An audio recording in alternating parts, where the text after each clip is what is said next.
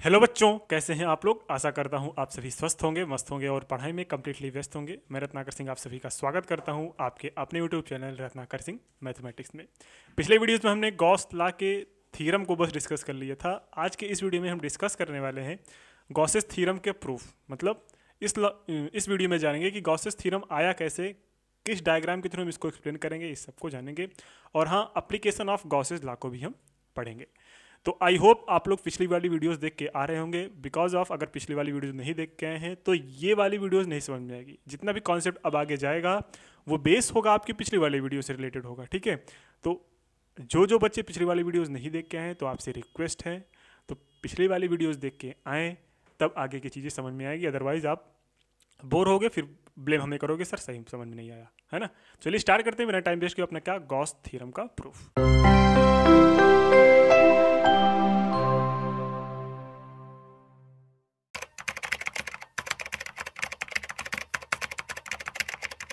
Gauss theorem हमने कल discuss किया था कि गॉस थ्योरम क्या होता है। मैंने बताया था कल कि जो गॉस थ्योरम होता है वो बताता है कि किसी इनक्लोज्ड सरफेस में कोई चार्ज अगर क्लोज्ड है, किसी क्लोज्ड सरफेस में कोई चार्ज अगर इनक्लोज्ड है तो उसके वजह से जो इलेक्ट्रिक फ्लक्स आता है वो जो होता है वो उस क्लोज्ड सरफेस में जितना टोटल अमाउंट ऑफ चार्ज है, suppose that total amount of charge Q है, उसका 1/एप्सिलॉन टाइम्स होता है। मींस क्यू मल्टीप्लाइड बाई 1/एप्सिलॉन टाइम्स होता है क्या, इलेक्ट्रिक फ्लक्स। किसने बताया था? गॉस अंकल ने बताया था। अब ये तो बता दिए, लेकिन जब ये बता दिए तो हमें इसको प्रूफ भी तो करना पड़ेगा। मैथ्स और फिजिक्स एक ऐसा चीज़ है सिर्फ थियरी पे बिलीव नहीं करती, है ना। इसको हमें प्रूफ करना पड़ेगा। तो चलिए प्रूफ करते हैं कि एक्चुअल में क्या रियल में होता है, कैसे प्रूफ करके बताया उन्होंने। चलिए तो हम एक बैकग्राउंड चेंज कर लें, यहाँ पे कौन सा, ब्लैक, है ना।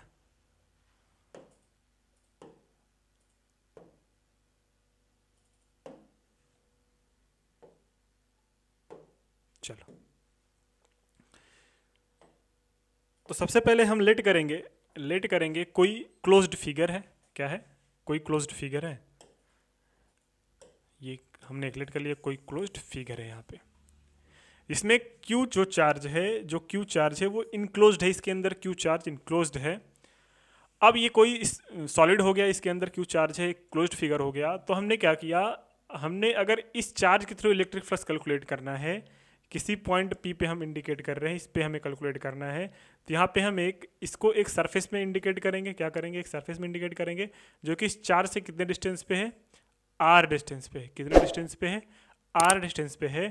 तो इस सरफेस की वजह से ये जो सरफेस, छोटा सा सरफेस बना, इस छोटे से सरफेस को हम मान लेते हैं डी ए। क्या लेट कर लेते हैं? D A. ये जो छोटा सरफेस है इसको मान लेते हैं डी ए। अब इस छोटे से सरफेस से इसके सेंटर पे जहाँ पे चार्ज रखा है वहाँ पे एक एंगल बनेगा। आपको पता है वो एंगल जो होता है उसको बोलते हैं क्या, सॉलिड एंगल। और सॉलिड एंगल होता है ओमेगा। अगर ये डी ए है तो ये क्या हो जाएगा, डी ओमेगा हो जाएगा।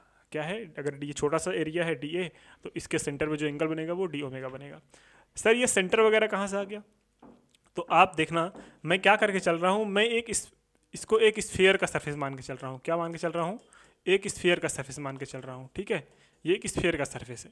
तो मैं जब स्फीयर का सरफेस मान के चल रहा हूँ तो स्फीयर का एरिया आपको पता होना चाहिए, है ना। वो तो पता होगा क्या होता है सर, 4πr²। क्या होता है? 4πr²। ये सब आगे काम में आने वाली है भाई, बस क्या सीखो आप, डायग्राम सीखो। तो डायग्राम मैं फिर से बताता हूँ कैसे बनेगा। एक चार्ज क्यू है, ठीक है, एक चार्ज क्यू है। इससे हमें आर डिस्टेंस पे इलेक्ट्रिक फ्लक्स कैलकुलेट करना है। किसी पॉइंट पी पे ये आर हो गया, ठीक है, कोई दिक्कत। मैंने क्या किया, मैंने एक क्लोज सरफेस लिया, क्लोज सरफेस ये लिया, ये हो गया अपना क्लोज सरफेस जिसका नाम है स्फीयर। अब इस पॉइंट पी पे एक छोटा सा area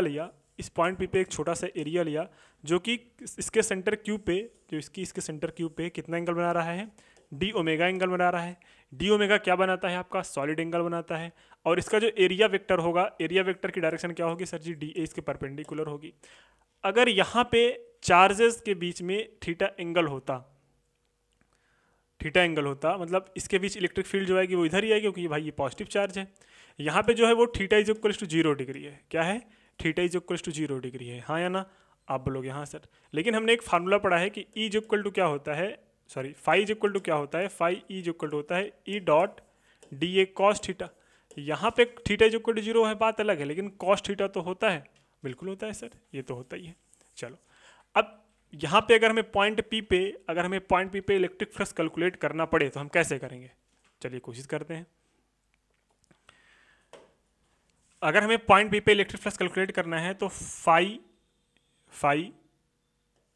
E is equals to क्या हो जाएगा, E dot D A cos theta हो जाएगा, हाँ या ना। आप बोलोगे हाँ सर इतना तो समझ में आ गया।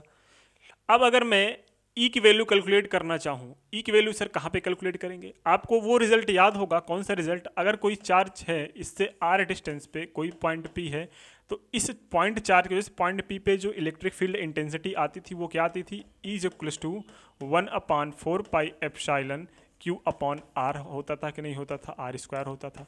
आप बोलोगे हाँ सर ये तो आता था, तो वही सेम चीज़ यहाँ पे प्लस क्यू है, यहाँ से आर डिस्टेंस पे कोई पॉइंट पी है, इस पे अगर जब हम इलेक्ट्रिक फील्ड इंटेंसिटी कैलकुलेट करेंगे तो वहाँ पे जो वैल्यू आएगी ई की, तो ई की वैल्यू हम इसमें ट्रांसफर कर देंगे, और जैसे ही ई की वैल्यू ट्रांसफर करेंगे तो अपना जो रिजल्ट आने वाला है वो आएगा E is equals to 1/4 pi epsilon Q upon R square हो जाएगा, और ये क्या है अपना डी ए कॉस थीटा, क्या हो जाएगा डी ए कॉस थीटा।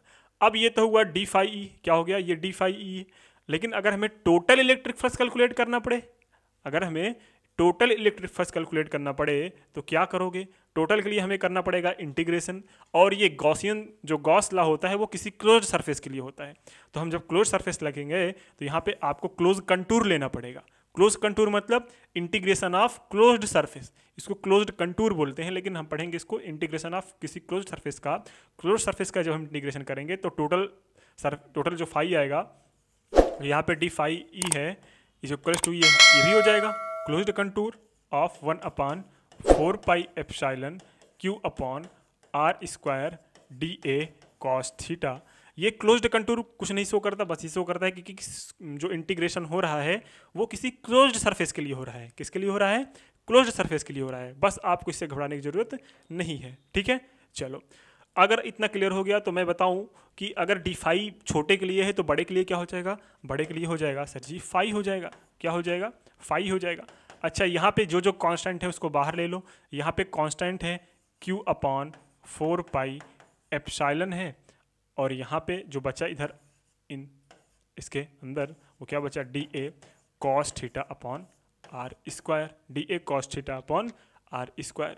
अब आपको याद होगा D A cos theta upon R square मैंने एक चीज़ लिखाई थी, क्या लिखाई थी, ध्यान से देख लो कि जहाँ पे डी ओमेगा मैं लिखाया था, याद हो जहाँ पे मैं डी ओमेगा लिखाया था वो बताया था कि D A cos theta upon में क्या होता है आर स्क्वायर।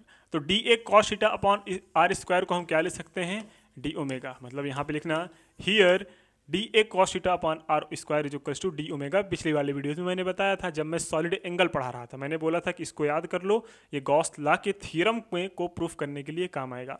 तो वहाँ पे आप लोगों ने याद किया होगा, मुझे पूरी आशा है आप लोगों से, एक्सपेक्टेशन मैं बहुत रखता हूँ आप लोगों से, है ना। अगर एक्सपेक्टेशन नहीं रखोगे तो पढ़ाई कैसे होगी, और आप भी उस एक्सपेक्टेशन पे खरे उतरिए, है ना। चलो D A cos theta upon R square हो जाएगा, D A cos theta upon R square को हम क्या लिख सकते हैं, इसको हम लिख सकते हैं डी ओमेगा, क्या लिख सकते हैं डी ओमेगा, और डी ओमेगा का इंटीग्रेशन यहाँ पे क्लोज कंटूर है तो यहाँ पे क्या आएगा क्यू अपॉन 4 पाई एप्सिलॉन, और यहाँ पे आ गया अपना फाई ई। अच्छा क्लोज्ड कंटूर मतलब total surface, total integration of D omega क्या आता था, आपको याद हो डी ओमेगा होता था आपका एक क्लोज्ड सरफेस, और क्लोज सरफेस क्या है आपका स्फेयर, तो स्फेयर का डी ओमेगा जब डी ओमेगा कैलकुलेट करते तो टोटल एरिया क्या आता था, डी ओमेगा की वैल्यू क्या आती थी 4 पाई आती थी, क्या आती थी 4 पाई आती थी, है ना। जो टोटल एंगल आता था, जो सॉलिड एंगल टोटल आया था वो कितना आया था, वो आया था आपका 4 पाई, तो इस जगह पे हम क्या लिख देंगे 4 पाई, और यहाँ पे क्या हो जाएगा क्यू अपॉन 4 पाई एप्सिलॉन, ये मल्टीप्लाई में है, और ये हुआ फाई ई, ठीक है। यहाँ से कैलकुलेट क्या करेंगे, 4 पाई से 4 पाई कैंसिल हो जाएगा, यहाँ हुआ phi E is equals to Q upon epsilon naught, Q phi is equals to Q upon epsilon naught. यही तो है आपका गॉसेस लॉ, गॉसेस थ्योरम यही तो है कि भैया कि किसी भी सरफेस में इनक्लोज्ड जो चार्ज होता है उसकी वजह से जो इलेक्ट्रिक फ्लक्स जनरेट होता है वो उस टोटल चार्ज का 1/एप्सिलॉन टाइम्स होता है, तो हमने वही तो लिखा है। अच्छा, इसको हम एक फॉर्म में और लिख सकते हैं सर, इंटीग्रल फॉर्म में कैसे लिखेंगे? फाई इज इक्वल टू क्या होता है, अगर मैं बात करूं कि फाई इज इक्वल टू होता है ई डॉट डी एस, और जो गॉस लॉ बोलता है वो किसके लिए बोलता है सर? क्लोज्ड सरफेस के लिए बोलता है। तो यहाँ पे क्लोज्ड सरफेस हो जाएगा, ई डॉट डी एस हो जाएगा, इज इक्वल्स टू क्या हो जाएगा? इसको हम ये भी लिख सकते हैं Q upon epsilon naught, Q upon epsilon not. इसको अंडर द टेबल रख लो, किसी को पता ना चले, है ना, किसी को बताना मत कि ये सर कैसे आया, है ना। एग्जाम में आपको जाके लिख के चले आना है और चुपके से नंबर लेके चले आना है, ठीक है। ये पक्का आएगा इसका स्टेटमेंट लिखने के लिए, और इसका प्रूफ भी आ सकता है। तो आई होप यहाँ तक आपको चीज़ें समझ में आ गई होंगी। यहाँ तक अगर कोई दिक्कत हो तो कमेंट सेक्शन में जरूर मेंशन करिएगा, मैं आगे आने वाले वीडियोस में क्या कर दूंगा, क्लियर कर दूंगा। तो ये रहा आपका गॉसेस थ्योरम का प्रूफ। अब हम बात करेंगे एप्लीकेशन ऑफ गॉसेस लॉ। अब एप्लीकेशन ऑफ गॉसेस लॉ क्यों यूज करेंगे? देखो, जो चीज़ें हमारी कूलॉम्स लॉ से और इलेक्ट्रिक फील्ड इंटेंसिटी कैलकुलेट करने के लिए बहुत लेंदी होती थी, वहाँ पे हम यूज़ करेंगे क्या? Gauss law. गॉस लॉ लगाते ही वो रिजल्ट जो 5-6 2 पेज में आते थे वो अब छोटे छोटे पेज में आने लगेंगे। तो गॉसेस थ्योरम लगाने के लिए इतना प्रॉफिट है कि भैया जो बड़े बड़े डेरिवेशंस होते थे हमें वो बड़े बड़े डेरिवेशंस नहीं करने पड़ेंगे। अब क्या करने पड़ेंगे?